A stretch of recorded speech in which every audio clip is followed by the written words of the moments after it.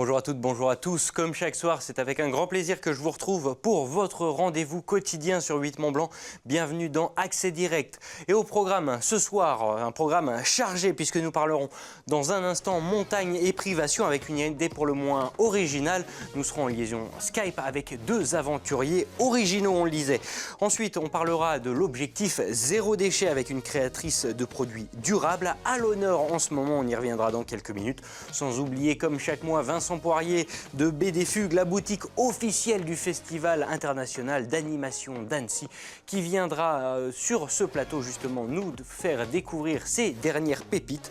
Enfin, nous reparlerons montagne et Bible de montagne avec une toute nouvelle édition d'un nouveau topo guide pour les randonnées dans le secteur des bornes des Aravis. Je vais y arriver. Ça, c'est en fin d'émission. Restez avec nous. Bienvenue dans Accès Direct. Et comme chaque soir, on commence avec le traditionnel rappel des titres, j'allais dire, mais non, c'est juste les titres, l'annonce. Avec toi, Kim Burley. Bonsoir, Kim. Salut Manu. Comment ça va? Ah, ça va. Ouais, j'allais dire fin de semaine, mais non, je suis totalement déphasé aujourd'hui. On n'est pas encore à la moitié. Ah, ouais. Avec toi, ce soir, d'ici une petite demi-heure, on va parler de la préparation des saisons d'été. Dis-moi en plus. Donc, Guillaume Vuitton s'est rendu en Haute-Maurienne, dans la station ski Haute-Maurienne-Vanoise, pour rencontrer le préparateur, justement, un membre de l'office de tourisme qui va nous raconter, nous expliquer comment il se prépare. J'imagine qu'il y a beaucoup à faire pour passer des pistes de ski aux pistes de VTT. Et ensuite, on part dans une série de la semaine qui commence ce soir, c'est celle de Sébastien. C'est ça. Donc en fait, c'est Sébastien qui a rencontré un ancien sportif de l'équipe de France de ski qui s'appelle Gauthier de Tessières, qui est devenu maintenant, qui travaille maintenant en fait dans le numérique. J'ai hâte de voir ça, surtout que Gauthier, c'est un bon gars. Puis pendant que tu es là, on te garde pour la revue de presse. Ce soir, tu nous as sorti un article du Figaro. Eh oui, parce qu'en fait, il y a une entreprise française qui s'appelle Rossignol qui a ouvert ses actions. Donc en fait, il y a l'investisseur chinois IDG Capital qui est devenu un de ses actionnaires, donc un actionnaire minoritaire, mais avec 20%. Donc pour ce rappel, cette entreprise est spécialisée dans les équipements de sport, notamment snowboard, ski alpin ou ski nordique, pardon, c'est pas pareil. Et en fait, le but de cette ouverture, donc en fait, c'est de conquérir le marché chinois. Le fonds chinois IDG Capital va justement aider cette entreprise à aller sur les marchés chinois. Parce qu'en fait, en Chine, autour de Pékin, il y a des stations de ski qui sont en train de se développer. Et du coup, ils vont justement proposer cette marque aux nouvelles stations de ski. Ouais, il faut dire que c'est vrai que la Chine a le vent en poupe, avec notamment Pékin qui sera l'hôte des prochains Jeux Olympiques d'hiver. Et ils réfléchissent loin chez Rossignol, c'est bien joué. Et toi, Manu, du coup, boire ou conduire, il faut choisir. Ouais, tu sais, il y a des jours où tout rime jusqu'à possibilité infinie, où on se voit aller jusqu'au bout des choses et malheureusement, généralement, il y a de l'alcool dans l'équation ces jours-là. Et c'est ce qu'a découvert à ses dépens une automobiliste annécienne qui, après un premier barrage de police, où elle a failli écraser quelques représentants des forces de l'ordre, s'est vue raccompagnée au poste de police avec donc 1,96 g d'alcool dans le sang, donc ce qui est pas mal, c'est bien au-dessus de la limite. Mais une fois les formalités effectuées, je te le donne en mille, elle s'est fait raccompagner en taxi auprès de sa voiture pour aller chercher ses effets personnels. Et là, elle a décidé de mettre les clés dans le contact et tout simplement de faire un bon délit de fuite des familles en partant en trombe devant les officiers de police qui étaient venus la raccompagner. Bon, ça a duré 500 mètres avant qu'ils la rattrapent. Et donc, comme le dit cet article du Dauphiné, 2 fois ivre au volant en moins de 2 heures. Balèze. Non, je sais que pour faire mieux, il faudra s'aligner. Donc voilà, ça m'a fait rire, c'était mon petit moment de sourire de la journée quand j'ai vu cet article. Voilà, c'était ma revue de presse. Merci beaucoup Kim, on se revoit peut-être tout à l'heure pour le rappel des titres, peut-être pas, sinon de toute façon c'est le JT dans une demi-heure présenté par Kim Burley Trivio. Juste le temps pour nous d'accueillir nos premiers invités qui sont sur le grand écran en la personne de Isabelle Fink et Alain Placé. Messieurs, dames, bonjour. Bonjour. Merci beaucoup d'être avec nous sur ce plateau par Skype aujourd'hui. Et donc vous vous êtes lancé, notamment Isabelle, dans un grand projet, celui de gravir le sommet du Mont Blanc. C'est dans quelques semaines, ce sera aux alentours du 10 juillet. Et cela à jeune. C'est un gros défi. Alors question bête et méchante, mais cette idée, elle vous est venue d'où? Du fond de mon intérieur. Tout simplement parce que je pratique le jeûne depuis plus de 15 ans, que je le teste dans du sport, etc. et en montagne également. Mais il me restait de le tester en haute altitude. Et c'est en fait la rencontre avec Alain qui a été un petit peu aussi le déclencheur parce que du coup, je me suis dit avec lui c'est possible. Et donc, on est parti pour cette aventure et tester un petit peu les limites et puis voir si le corps réagit finalement mieux à jeun qu'en digestion et quelles sont les ressources, quels sont les moyens de régénération d'endurance du corps. Voilà. Et tout ça sous l'œil bienveillant et hyper compétent d'Alain. Alors, Alain Placé, justement, on le rappelle, guide de haute montagne, ancien du PGHM, si je ne dis pas de bêtises, de Chamonix. Vous êtes la personne toute trouvée pour encadrer un défi comme celui-ci. Qu'est-ce qui vous a séduit dans cette opération à la base ? En fait, à la base, donc c'est une demande. Au début, elle m'a pas tout de suite dit qu'elle voulait le faire pendant sa période de jeûne. Elle voulait faire le Mont Blanc. Donc c'est une cliente à la base, Isabelle. Ensuite, on est devenus amis. Mais à la base, c'est une cliente. Et en fait, ce qui m'a séduit, c'est cette incertitude en fait qui est au travers de cette aventure, puisque en fait le jeûne, la plupart des personnes qui pratiquent un peu la montagne, ça va pas tout à fait de pair avec les efforts en haute altitude. Mais en fait, petit à petit, je me suis rendu compte que elle le fait de façon extrêmement sérieuse. Elle a une expérience quand même très très importante de cette pratique. Et je me suis dit, après tout, pourquoi pas lui permettre d'essayer de réaliser un peu ce projet et de partir avec elle dans cette aventure, quoi. Donc voilà, moi, je ne jeûnerai pas, moi, pour des raisons de sécurité évidentes pendant l'ascension. Mais elle fera ce qu'elle a l'habitude de faire, c'est-à-dire que voilà, elle ne mangera pas. Et on essaiera de gérer cette ascension le mieux qu'on pourra.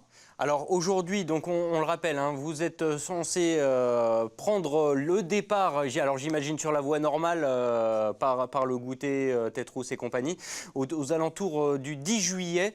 Aujourd'hui, vous êtes encore en entraînement. Vous dites pas vouloir faire de vagues ni de polémiques dans une montagne qui en recèle déjà pas mal. Pourtant, il y a quand même beaucoup de pubs qui est faite autour de votre future ascension, et ce, dans beaucoup de médias. Oui, ben, c'est tout simplement parce que en France et dans plein d'endroits du monde, quand on commence à toucher à la culture, le et en fait, pour moi, c'est le moyen de mettre aussi l'accent sur une méthode et une technique qui permet de se soigner de multiples problèmes et de multiples façons et d'aller beaucoup mieux et puis d'éviter aussi tout un tas de problèmes lors d'efforts sportifs, etc. Donc en fait, ça a des implications assez importantes. D'ailleurs, il y a l'INSERM et le CNRS qui sont intéressés par cette expérience parce qu'ils l'attendent sur des souris. Donc, je leur ai dit, ben, vous avez ratatouille, donc autant en profiter. Il paraît que je suis plutôt Émile, mais bon. Et donc, l'idée, c'était de donner aussi un côté scientifique à l'aventure pour que ça puisse servir au plus grand nombre, puisque le jeûne est utilisé aussi par rapport à des préparations sur les chimiothérapies, sur d'autres problèmes de santé importants. Donc c'est un moyen de découvrir encore un autre aspect du jeûne et puis et les réactions du corps par rapport à ça. Donc ça touche en fait beaucoup de choses, beaucoup de niveaux, le sport, la santé, la physiologie en général. Et donc c'est un peu une fenêtre sur quelque chose qui devrait être amené à se développer, comme dans les pays de l'Est d'ailleurs où c'est utilisé depuis très longtemps. Après, ce qu'il faut préciser, c'est que l'ascension va être réalisée dans des conditions tout à fait classiques, traditionnelles, hein, avec l'équipement traditionnel. On n'est pas du tout dans les polémiques qu'il y a eu il y a quelques mois en arrière là, sur les équipements des alpinistes qui montaient au Mont Blanc. Là, on va même être suréquipé puisqu'on va prendre même de l'équipement au cas où on devrait bivouaquer parce qu'on est hors horaire. On est en dehors de l'horaire prévu pour la redescente. Donc, de mon côté, je suis là pour prendre en charge tous ces problèmes logistiques qui vont nous permettre, je pense, on verra, hein, il y a rien n'est garanti. Ouais. Donc voilà, on part et puis elle verra elle comment elle se sent. De mon côté, j'ai juste à gérer la partie technique que je sais faire, il n'y a pas de souci de ce côté-là. Et puis on gérera surtout son ressenti par rapport à l'altitude, par rapport au MAM, par rapport au passage hypoglycémique, etc. Donc c'est là que va se jouer en fait la réussite ou non de la santé. Alors, dernière petite question, aussi, si vous me permettez. Concrètement, sur les prochains jours, comment ça va se passer? Vous êtes en pleine phase d'entraînement avant une ascension. Vous n'êtes pas encore dans les Alpes? Ah non, on est plutôt dans les Pyrénées, là. C'est un peu notre coin, quand même. Personne n'est parfait. L'idée, c'est ça, c'est de montrer que finalement, quelles que soient les montagnes, les montagnards se regroupent de toute façon. Et la phase d'entraînement, elle est à plusieurs niveaux. Elle est en montagne avec Alain, bien sûr, pour régler, etc., trouver nos marques et puis voir un petit peu mon rythme. Et puis, elle est aussi grâce à l'ITEPS, qui est un centre d'entraînement, d'expertise et de performance sportive, où j'ai un préparateur physique, Audric Foucault, qui me fait des séances en chambre d'hypoxie, c'est-à-dire qu'on monte à 4000 mètres, et l'idée c'est d'arriver à 5005 fin juin, avec un maximum d'oxygénation. Donc c'est vraiment un travail qui est fait à ce niveau-là. Et puis après, il y a un entraînement, j'ai un planning d'entraînement hebdomadaire et que je suis plutôt à la lettre, quoi. J'imagine. Eh ben, en tout cas, merci à tous les deux d'avoir pris quelques minutes de votre temps pour intervenir dans cette émission. Courage pour la suite. Bien sûr, on aura l'occasion de vous suivre une fois que vous êtes en pays Savoie-Mont-Blanc. Et puis, d'ici là, tout bon, on est à fond derrière vous. Merci beaucoup. Bonne fin À de journée. bientôt. Et la relation n'est pas forcément évidente, mais tout de suite, j'accueille notre invité du jour.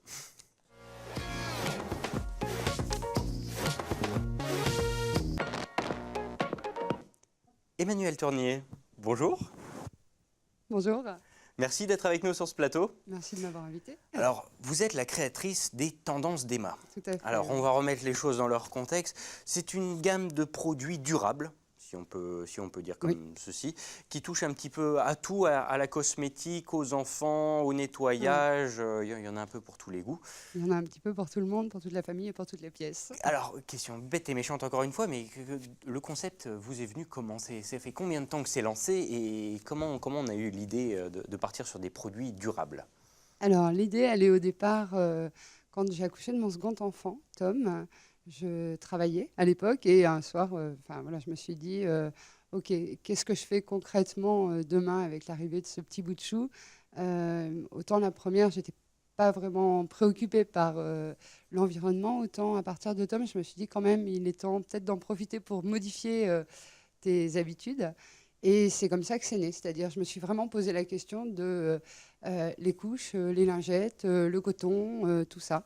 Et à partir de là, en fait, je me suis dit, moi, je ne me sens pas du tout prête à passer aux couches lavables. Par contre, les lingettes, ça fait vraiment partie des choses, 2,90 € par semaine et une poubelle remplie énormément.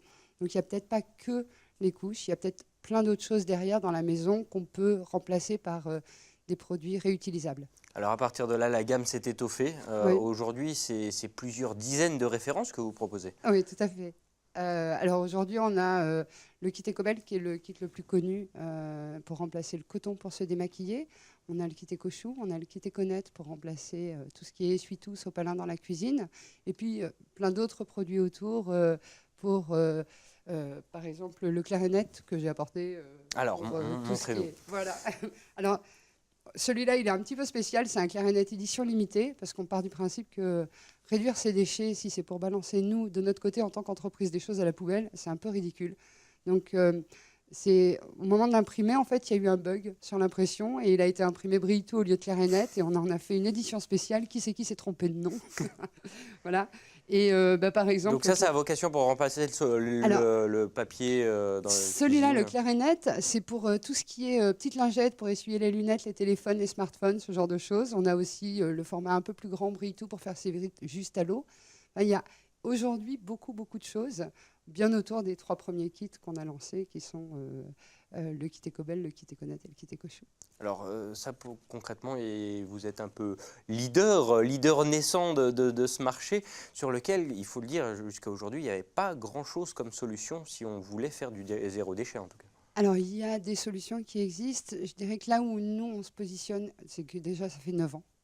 Donc, ça commence à faire un petit bout de temps. Et surtout, on part du principe que l'écologie, la réduction des déchets, c'est des choses qui nous préoccupent tous aujourd'hui. Par contre, on a tous des vraies vies réelles. Je ne suis pas venue en charrette ici. Et c'est comme ça, j'aimerais bien, si j'avais une baguette magique, je me déplacerais en charrette, mais ce n'est pas le cas. Et on a tous des vies dans lesquelles on doit intégrer un certain nombre de choses. Donc, ce qu'on veut, c'est d'abord des produits pratiques, ensuite des produits économiques et enfin des produits écologiques.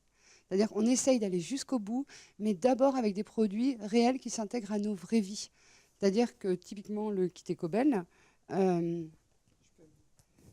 c'est un kit qui comprend à la fois la trousse pour mettre vos carrés démaquillants, les petits carrés démaquillants, alors pas les vôtres, hein, j'ai bien compris, je ne vais pas vous les vendre, les petits carrés démaquillants pour votre femme, et puis le petit filet qui sert de poubelle. Quand la poubelle est pleine, on met la poubelle dans la machine à laver, on lave et on réutilise. Ce qui évite de retrouver les petits carrés démaquillants dans les poches des pantalons, les manches des chemises. Et d'avoir vraiment un produit, c'est ça qui fait le plus plaisir, c'est que les clients, enfin les personnes qui nous suivent depuis maintenant 9 ans, me disent « ça ne me viendrait pas à l'idée de retourner au coton jetable ». Déjà pour des questions de confort, mais aussi parce que c'est tellement simple à utiliser, c'est tellement évident que je ne vois même pas pourquoi je retournerai au coton. Ça me coûte 6 fois moins cher, voilà. Et ça, c'est la plus belle chose qui nous anime, je crois, au quotidien. Alors, il y a une autre chose qui, j'imagine, doit vous animer depuis ces quelques semaines, c'est les Social Beauty 2018, un prix donc qui est distribué chaque année. Et vous avez été lauréat de 2 prix parmi les 10 qui avaient été proposés. Le prix notamment de la marque la plus engagée en faveur de l'environnement, c'est la consécration pour vous? Oui, ça a été vraiment un très très beau moment, un très chouette moment, parce que effectivement c'est la reconnaissance de ce qu'on fait depuis 9 ans, d'aller bien au-delà. Au départ, quand voilà, vraiment j'ai créé ça en parallèle de mon métier d'infirmière, et je pensais même pas que ça allait aller aussi loin, que ça allait aussi bien fonctionner.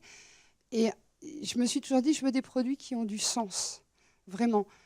Au-delà de carrés démaquillants lavables, de kit Ecobel, de juste des produits qui font sens chez les gens et qui sont remplis des valeurs qui m'animent au quotidien, d'essayer de faire au mieux. Ça ne veut pas dire qu'on arrive toujours à être au top, mais juste dire qu'on réfléchit en permanence à qu'est-ce qu'on fait, pourquoi on le fait, comment on le fait, de quelle manière on le fait. Est-ce qu'on fait une livraison, 2 livraisons, enfin, toujours être en train de se dire, au-delà de tout ce qu'on fait, il y a aussi l'impact qu'une entreprise a sur la planète, sur la manière dont on réagit. Et ça, c'est super chouette parce qu'on a fait un gros travail il y a 2 ans sur les packaging en disant des packaging ok, mais pourquoi, comment, qu'est-ce que ça induit. Donc on veut des packaging 0 scotch, 0 colle. Donc on a travaillé là-dessus. On est même allé, le dernier produit en date, c'est un produit sans packaging. On s'est débrouillé pour que tout soit marqué dessus. En fait, c'est le sac à maillot mouillé, en fait. Et celui-là, il y a tout qui est marqué dessus directement. Parce que on pense qu'effectivement, on peut agir à plein de niveaux. Donc, être l'entreprise la plus engagée, ah ouais, c'est top. C'est-à-dire, c'est la reconnaissance du travail qu'on fait avec les détenus, parce que les produits sont fabriqués par des détenus dans une démarche de réinsertion, et on essaye d'intégrer. On a une vraie volonté aujourd'hui de dire, mais à la sortie de prison, vous pouvez venir au sein de l'entreprise et que ce soit un tremplin entre la vie que vous avez eue, où vous avez travaillé pour les tendances des mains en prison, et puis la réalité des vies. Donc, tout cet engagement qu'on a au quotidien en permanence, de faire au mieux, de toujours remettre en question ce qu'on fait pour savoir si on peut évoluer vers du mieux, ça a été une vraie belle consécration.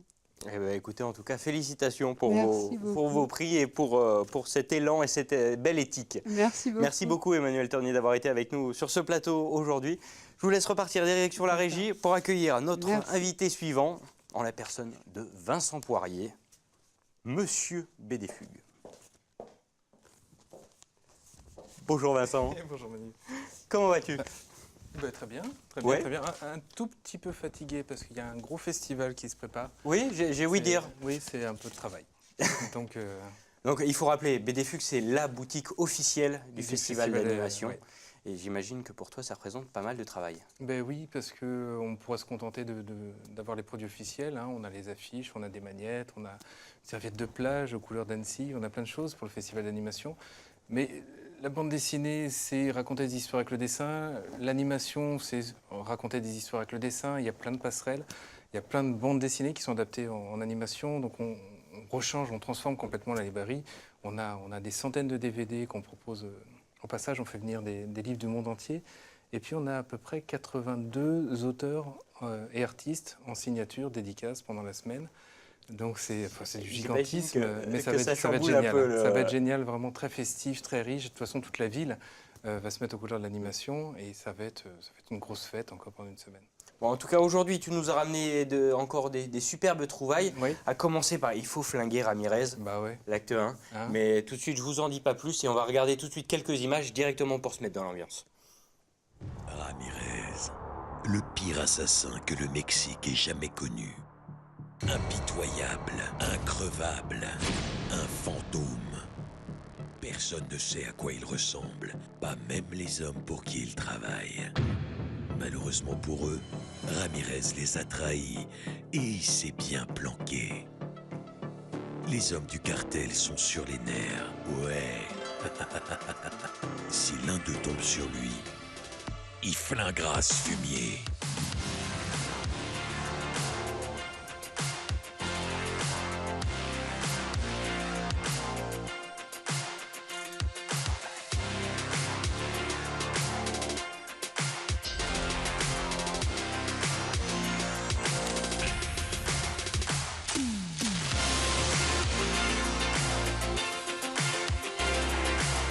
D'après une histoire vraie. De superbes images et c'est vrai qu'alors là, pour le coup, c'est pas un ovni cinématographique, c'est pas un ovni de BD, mais c'est un peu tout à la fois. En tout cas, c'est un bel hommage à toutes les années 80. Ah bah, le cinéma des années 80, avec ses qualités et ses défauts, enfin, il y a tout qui est réuni. Mais pas que les années 80 d'ailleurs, hein. Il y a beaucoup de clins d'œil à notre temps maintenant. Il y a, je ne vais pas trop en dire, mais On va pas trop bitcher. il y a une présentation d'un aspirateur. Je pense que Apple se reconnaîtra sur sa présentation des iPhones. Bon, il y a plein de clins d'œil tout le long, en fait, des références culturelles, cinématographiques et autres. Et en fait, il y a même un souci du détail qui est exceptionnel. Tu peux le relire plusieurs fois, tu trouveras toujours des petites choses de partout. Et pourtant, il y a un nombre de pages qui est hors norme pour une BD normale. Alors, Il y a l'équivalent de certes, 3 albums en un seul. mais je l'ai quand Et même encore là, il y dévoré a plein de- en à peine une heure, Bah concrètement. oui. Je me suis lancé dedans et hop, c'était... Plus moyen de s'arrêter. Ah, je me suis On est fait avaler. d'accord. Mais alors, c'est vrai qu'une histoire, alors pareil, encore une fois, on ne va pas tout dire à l'avance, mais d'un assassin qui se retrouve être finalement un expert en aspirateur, que tout le monde veut lui tomber dessus, qu'il est finalement invisible aux yeux de tous, enfin, c'est digne des plus grands scénarios de série aujourd'hui. Ah, ça a toute la couleur, en tout cas, d'une très bonne série, telle qu'on peut les aimer en ce moment, effectivement, sur les programmes qui passent.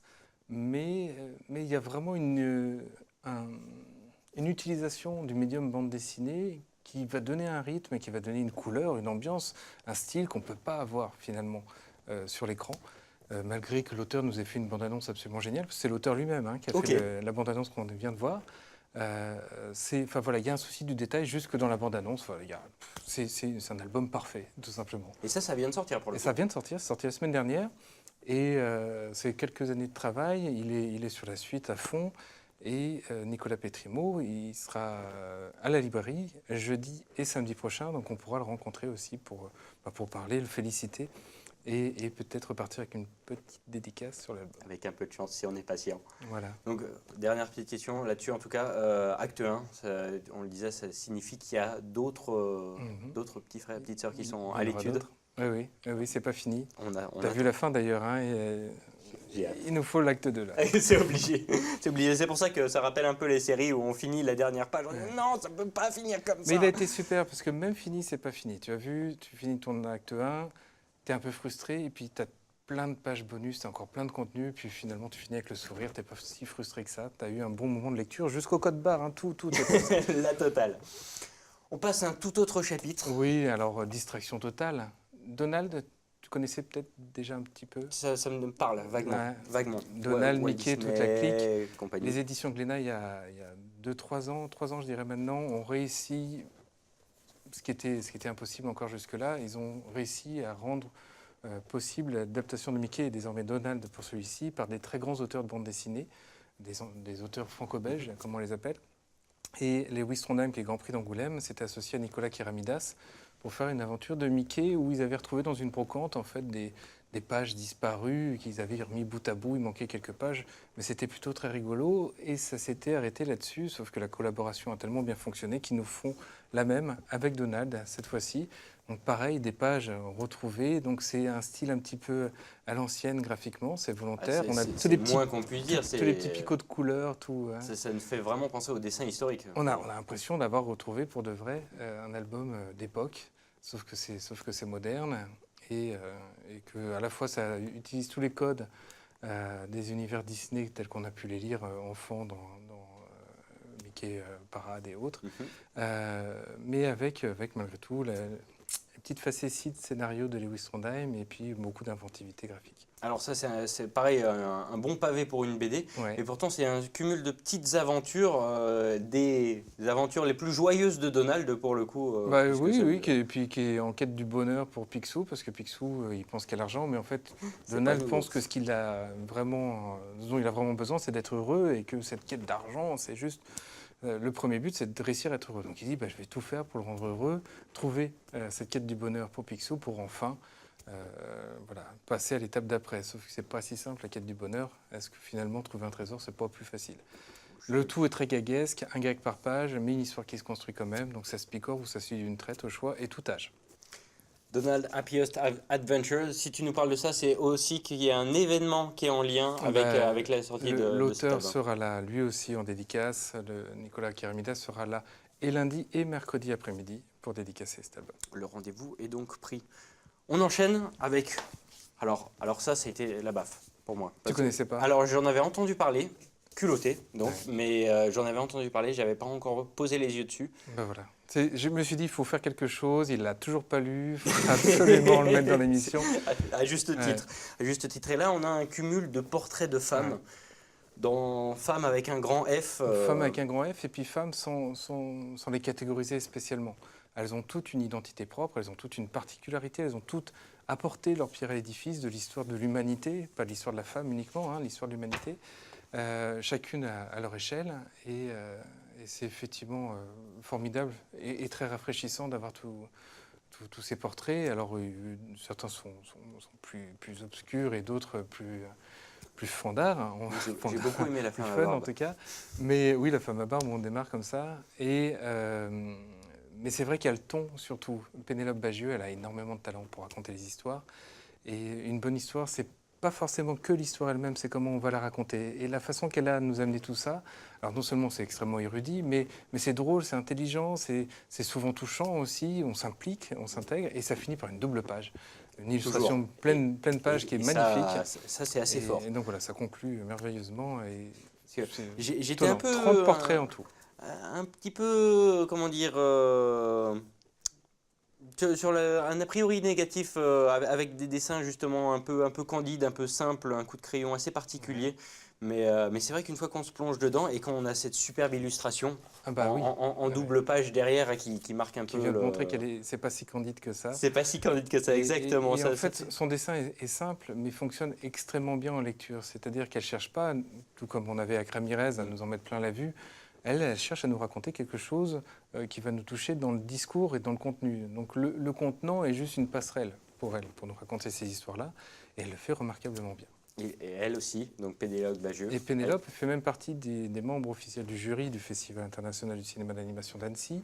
Donc elle fait partie vraiment de l'éminence de cette année. Et on est très très content de pouvoir également la recevoir à la librairie. Elle, ça sera jeudi à 17h, et on avait envie de marquer un petit peu ce rendez-vous. Joséphine Baker, il y a une double page qui est très belle en conclusion, et on a édité l'affiche qui sera numérotée signée par Pénélope Bagieux pour garder un souvenir quand même de son passage. Ça va être le tapis rouge à Bête des Fugues, déroulé de stars. Ça va être bien. J'en doute pas une seconde. Et une dernière, mais pas des moindres, Midnight Tales. Et là, on part dans un autre monde. Alors, la sorcellerie, les monstres, les aventures, un peu noir de Un peu noir, hein. Au premier abord. Faut être prêt. Mais on rentre dedans aussi assez drastiquement. Je me suis fait une soirée complète avec ça. Ça a été, t'as pas eu trop peur Non, j'ai pas fait de peu, cauchemar. un peu quand même.